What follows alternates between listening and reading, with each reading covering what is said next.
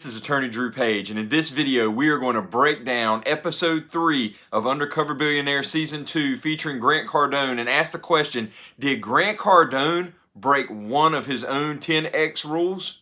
Here we go. They're going undercover in cities they've never been to with only $100, a cell phone with no contacts, and an old truck. All they'll have are the business principles they use to become successful. At the end of 90 days, all 3 businesses will be independently evaluated. If it's a penny short of $1 million, I'll put in $1 million.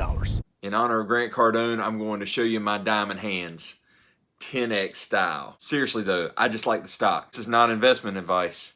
I'm just an ape riding GameStop to the moon. But seriously guys, thank y'all so much for subscribing to the channel. I've had explosive growth over this last week. In fact, the video I did with my lawsuit on Robinhood is the highest viewed video I've ever put out, and it's almost reached 100,000 views. And it's all because of you guys, and I've almost reached 1,000 subscribers, so thank you so much. I appreciate the support, and as this channel grows, I'll start to grow and develop. I know that I've gotten a little bit of feedback about some of my vertical videos and some of the sound and other things, so as this channel grows, I promise I'll invest more about learning how to do this better and how to give you the best quality content that I can and give you a great user experience. If you will, take this moment, if you haven't done so already, subscribe to my channel and like this video so that it'll help the algorithm and we can get all of this information out to those who are looking for it. Also, you could really help me out if you're driving through the state of Virginia. At any point, you can get my book, The Right Defense for a Traffic Offense in Virginia, by clicking the Amazon link below. It's available in both paperback and ebook. All right, enough of the advertisements. If you are a Grant Cardone fan, episode 3 is a big letdown. I'm going to be upfront with you about that right now. In case you haven't picked up from it in my other videos, which you can get below in the description by clicking the Undercover Billionaire playlist link, I'm a big fan of Grant Cardone. I think that the work that he's done in real estate is great. One book that I read every single year is his 10X rule book. It's the best book for motivation to get your butt out of bed in the morning and get you moving.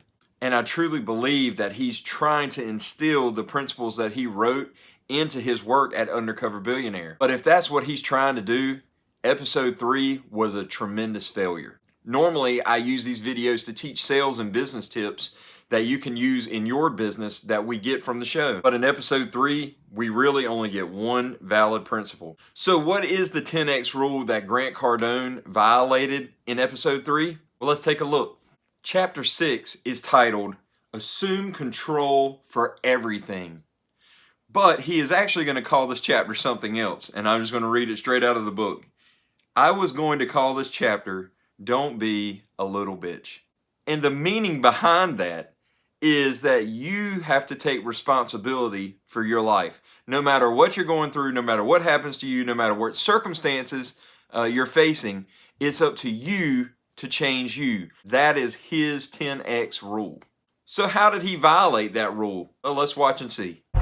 When I started my 90-day challenge, I didn't know COVID would get so serious so fast. I let go of 42 people. I would literally hire these people back right now. Today, 3.3 million unemployment claims went in, dealing with 8,000 tenants that don't know if they could pay their rent. So the whole world is in upheaval. But any chance to be with my family is a blessing. As we saw at the end of episode 2, his crew shut down production due to COVID. So he went back to Miami to be with his family. He let go of some people. He said he didn't anticipate COVID being such a big thing, and talked about how the economy was on the way down and was crashing. So he's setting himself up in this episode already looking at COVID as a problem for what he's going to be trying to do. Now that seems like a normal, regular, rational explanation for things not going your way, but not according to his book. So for example, on page 40 he says, if for example the electricity goes out in my neighborhood, rather than blaming the city or the state for blackouts, I look at what I could do differently in order not to be impacted negatively the next time this happens. Do not confuse this with some compulsive need for control. Rather, it's simply a high-level, healthy sense of responsibility and a way for me to generate effective solutions. The reality is that I didn't have anything to do with the lights going out. It could have been due to too many people using electricity at the same time, heat waves, weather, an earthquake, or someone hitting a transformer. I paid my bill as scheduled, and now I'm without electricity and heat, and I'm unable to boil water, refrigerate food, or use my computers. Blaming won't change any of those conditions, and because success is my duty, obligation, and responsibility, it is a bit hard for me now to turn that over to the state. So he basically says, if your power goes out, it's on you. So how is it on you, and how would you fix the situation? Well, he says on page 41, this didn't just happen to me because the electricity went out. It happened to me because I didn't have a backup generator. This wasn't bad luck or even bad planning. It was the result of turning responsibility over to someone else. Don't be a little bitch. Get a generator. Oh, but generators cost money. Not as much money as being without electricity for 3 days and not being able to take care of your family. So you see, he is drawing a hard line on accepting responsibility no matter what. Obviously, he would have nothing to do if the power went out. He would not be literally responsible for that. But in his mind and for what he's teaching, you are to assume responsibility even for a power outage. Likewise, you would be responsible for the economic conditions related to COVID in your business and in your life. So keep that in mind as we watch the rest of this episode.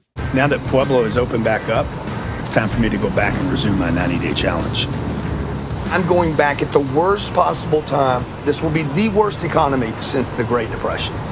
But I always finish what I start. I'm going back to Pueblo to prove that anyone can start a business, no matter the circumstances, even in the middle of a pandemic. I'm going to remind people by what I do that they can do greater things no matter the struggles facing. I'm doing this for Americans that have given up, that don't have much, that don't believe in themselves much, because that used to be me. Before I left Pueblo, I had a lot of momentum going. okay, a deal. Sold the truck. I'm in. You're in? All right, you check $10,000. I closed Matt on 10 grand, but I didn't deposit the check for Matt. I got it in my back pocket right now. Hopefully he's still a go. Now the other issue is this. My plan is to get my kids and my wife into Pueblo. So that's all to be figured out. If I can make this work, this is going to be an unbelievable inspiration to a lot of people. When I left, I stopped my clock at day 13. Now I'm picking back up at day 14. But I've lost all my momentum. Goodbye, highfalutin life. Hello, homeless Lewis. I'm back in Pueblo, starting all over again. It feels like I'm back to square one. I'm not sure if I have a place to live, a car to drive, if I can even use the $10,000 check that Matt gave me. I definitely need to check in with all the players in Pueblo who helped me before in that first week and see who's going to help me now if they even want to. Whoa, there's a blast from the past. Matt, how you doing? You here in Pueblo? I just landed. I wanted to see if we could just pick it up where we left off. Okay. So I'll come by and see you, all right? You around tomorrow? Afternoon, I'm all good. All right, I'll see you tomorrow. I'll see you soon. Have a good day. Since I'm not meeting with Matt until tomorrow, I'm gonna walk to Ryan's RV lot, hoping to get an RV to sleep in tonight and then get the Jeep back. Grant, unlike the other two participants, doesn't have any new goals. Instead, he's trying to assure himself that he was still able to hold on to the goals he accomplished the week that he was last in Pueblo, Colorado. He wants to make sure he has a place to stay. He needs to get a set of wheels because he sold his truck. And he needs to make sure that that check can still be cashed. That was written to him for $10,000 for his percentage in the marketing business with Matt Smith. So he doesn't have any new goals. The goal that he had to bring his family out was a goal from week one. So he's not looking to move forward. He's looking to sustain what he had. And he over and over says, I had momentum. I had momentum. Momentum was going. But this. I don't know. It sounds like he may be violating his 10X rule. Let's keep watching and see. What's going on? How you doing, man? How you been? Good to see you, buddy. Nice seeing you. Would you sell everything? We sold everything. Wow. That's crazy. Happy to hear that Ryan's doing so well during these tough times. That means there's plenty of opportunity left in Pueblo. Just got to know where to look. But damn, my RV's gone. I got nowhere to sleep tonight. What'd you do with the Jeep? Did the Jeep sell? Sold. My service manager bought that Jeep. Oh, okay. I got no wheels, no place to stay tonight. I've lost so much ground from where I was. Uh-oh, looks like he's in trouble. No wheels, no RV. Who's responsible for that? Let's see what else happens to him. Day one back in town, already a big fail. I'm paying for a damn hotel my first night. I've spent more money today than I spent the entire previous period I was here. Thank you, man. I gotta find a place to stay tonight, and it's gotta be big enough for me, my family, and to build my home office. But how many people live here now? We have 4 upstairs. I'm not gonna bring my family out to a place with roommates. I'm not a community kind of person. People don't like me very long. Okay. So this was a failure. This won't work. I don't know what I was thinking even taking this appointment. Oh yeah, give me one of those. Being back with my wife and kids during the shutdown has made it clear to me that I have to get them back out here. So he has another failure. He goes to this house hoping to find a place to bring his family. He chooses not to live with a community of people because he doesn't want his family to have roommates. But he says that it's clear to him after having returned to Miami that he has to have his family here. Why? He is the only person on this show to ever say that he needs to have his family with him. But Glenn Stearns didn't need it, Elaine Colati didn't need it, and Monique Idlett didn't need it. So why does Grant need it? I just don't understand. It's 90 days. He shared some in the first episode about some of the difficulties with his childhood, so I'm sure that plays a part. I'm back in Pueblo starting all over again. Look, my goal this week is to find a place to live, buy me some wheels, before I can even think about building this $1 million business. This is a risky move for me because as of right now, I can't even afford the rent. But I'm hoping to meet with Matt after this and hopeful that the $10,000 that he wrote me before I left is still good. Dude, I found this place online last night at the hotel. The owner gave me the lockbox code and told me to check it out without him. In real estate, the key is to know the market. This place has been listed for over a month. I'm sure the owner's motivated to rent, particularly because of everything that's going on. Look at the view, guys. Better than a motel. The house is everything I need to bring my family out and conduct my business. It has 3 bedrooms, a good-sized family room, and a spacious backyard. He wants $3,200 for this place. Let me go see if I can work a deal out with this dude. Hey, this is Brian. Hey, Brian, this is Lewis Curtis. I'm over at your property over on Corona. Oh, hey, how are you? Hey, appreciate you leaving the lockbox. Okay, I'm moving from LA. I'm trying to get my family out here. I gotta get out of there. I just need a place for 10 weeks. This guy wants $3,200 for 10 weeks. That ain't gonna happen. Everything's negotiable, it's empty. What if I give you $1,600 in cash? So, you're trying to get half? No, I'm not. I'm just telling you what I can do. I'm not trying to offend you. I'm just telling you what I can do. And I can do it today, by the way. $1,600 cash. I might have an idea. So I could do $2,000 cash. $2,000. If you take care of the yard duty. I love yard duty. You got yourself a deal. I'll call you right back. Let me see how fast I can go get it. So he made a deal to get a place to stay by negotiating the rent for 10 weeks at this house. But again, this isn't a new goal. This is a follow-up on a goal that he had already accomplished from week 1. The closest thing that we have for a business tip in this segment is the key in real estate is knowing the market. But I think most of us know that anyway and would apply that if we're trying to negotiate. Oddly enough, in his book, How to Create Wealth Investing in Real Estate, he argues that you should be able to make money in real estate in any market. So I'm not counting this principle. Today's meeting with Matt is crucial. Before we got shut down, I proved to Matt what I could do. He hired me to do all his marketing and promotions for Snap and Snooze and paid me $10K in advance. So my objectives here are clear. First, I gotta make sure the $10K is good. The check he gave me, I didn't cash it. COVID hit. I didn't want to go cash that check not knowing if I'm coming back. I have to secure then my long-term home rental, and I gotta buy a car. The second part is I'm hoping Matt wants to continue to work with me long-term. No matter what the $1 million business is, we gotta build that together. I need this guy, Matt Smith, to be my right-hand guy, my partner. Awesome. I got some major good family time in. You got some good time in? Yeah, but I had a lot of worrying in, man. It was Did a lot you? of worrying. Oh, yeah. Oh, yeah. So how's business? Just 100% shut down. That lasted a little longer and opened a little bit earlier at Snooze. But same thing, it shut us down. Yeah. But I think to me, in the long scheme, it was the best thing that ever happened. Why do you think it's the best thing that happened? Because we've been able to pivot, because the game's changing. If America are ready to push a button and get something delivered to their house, so I got to be real, like I got to change. But we've hired a whole marketing team. So we are 100% working on getting online and how fast can we do it. And let's be real, online's going to grow and grow and grow. Yeah. Matt's moved on without me. This is the thing about successful people. They just keep moving. This guy hired a team to replace me because I wasn't here. This is the worst possible thing that could have happened to me. So look, I held this for, most people would have just cashed this the next day. I want to be sure you still wanted to play and build something here, Look, I can hear the desperation in my own voice. If I lose Matt, I'm going to lose my one key connection here in Pueblo. So you hired a marketing company. You still want to work together? Absolutely. You can catch that. Okay. That's Do I our need to agreement. just make a new one, or is that good? Yeah, make me a new one. Because it is a little dated, man. I lucked out and found a guy that's a winner that wants to do something with me. Just thank you. Appreciate you trusting me. But now that Matt has hired a marketing company, I need to pivot. The $10,000 was an advance for my promo work with Snap and Snooze. Right now, the $10K is an investment in a future business with Matt. Now I need to think bigger about how I can be of value to him and find a way to deliver.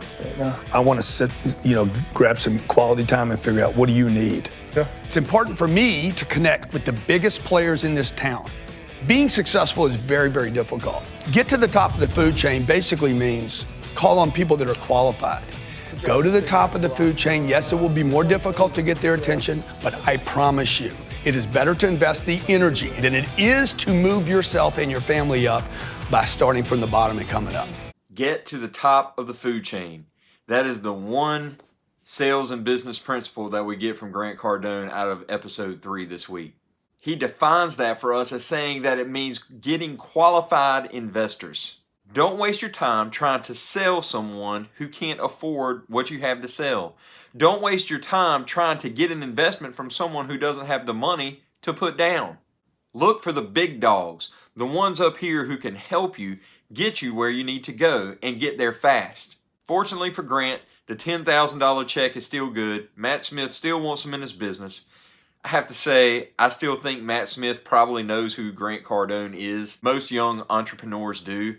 And now that he's already hired his own marketing team, what other reason would he have to give a $10,000 check to somebody he doesn't know? Frankly, I'm not buying it. But look, the business principles are still good. Or in this case, the business principle. So take what you can get and throw the rest of it away. Now that I got a fresh check from Matt, I'm going to drop that off at the bank. I'll use the money at the bank to pay the rest of my bills, including my rent and hopefully a car. If you're wondering how he was able to cash a check under the name Lewis Curtis, make sure that you check my video out that I did on the Undercover Billionaire playlist called Did Grant Cardone Illegally Transfer Title to a Vehicle? The legal principles that I talk about in reference to selling the truck would also apply to being able to open up a bank account. So check that out if you haven't. Please make sure that you hit the like button on that too. By the way, have you hit the like button on this video yet? Now I'm on my way to meet my landlord at my new place. So here, let me give you the cash. Perfect. So, place is yours. Okay. If you have any questions, you have my number. Give me a call. Thank you. All right, enjoy your stay. Be great. Now that I got a home big enough for my family, I got a place where I can do my business. I got to start to focus on what that business is going to be here in Pueblo. Tomorrow has to be a productive day. I didn't sleep very well. I'm exhausted. I just don't do well in altitude. I can't even think right now. We all underestimate the stuff that can happen to throw a dream off. When you're setting your goals, you forget you're going to get sick. You're going to get disappointed. It's going to happen that nobody ever planned. Who would have thought COVID would happen? Country gets shut down. I cannot afford to lose another day to altitude sickness. I don't know what my business is going to be. Sitting here asking myself, why am I doing this again? Lost all my momentum. I just scored a couple of wins with getting Matt back on the team, with getting the check, getting a house, but that's basic survival. I just can't shake the feeling that I should be further along. This sucks. I don't know where to get started. I don't know what to do. Page 45. Increase your responsibility level. Assume control for everything that happens to you and live by the slogan that nothing happens to you, only because of you. And remember, Don't be a little bitch. I'm attorney Drew Page with the law firm Randall Page. You can reach me at my Suffolk, Virginia office at 757-935-9065. You can visit my website at www.randallpagelaw.com. You can email me at drewpage@randallpagelaw.com. If you haven't already, please subscribe to my channel and like this video and put in the comments what you think about Grant Cardone's performance here. I think he's going to come out hard charging, but this episode, to me, violates his rule in Chapter 6. What do you think? Put it in the comments below. Am I being too harsh, or am I holding him to account by the rules that he put in his own book? No matter what, I'm looking forward to seeing what he does next week. Stay tuned.